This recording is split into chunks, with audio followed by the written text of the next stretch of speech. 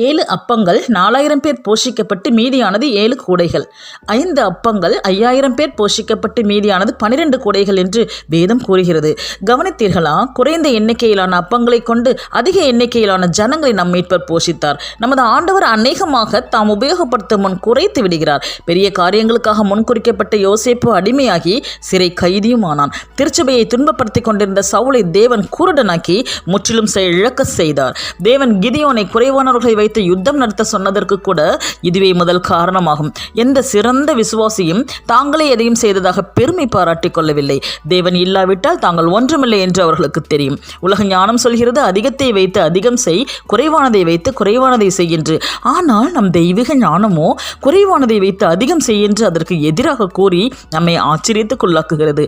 ஆம் பிரியமானவர்களே, நாம் ஜெபத்திற்கும் திட்டமிடுதலுக்கும் நேரம் ஒதுக்கும் போது நம் குறைவானதை தேவனால் அதிகமாக்க முடியும் என்ற உண்மையை உணர்ந்து கொள்ள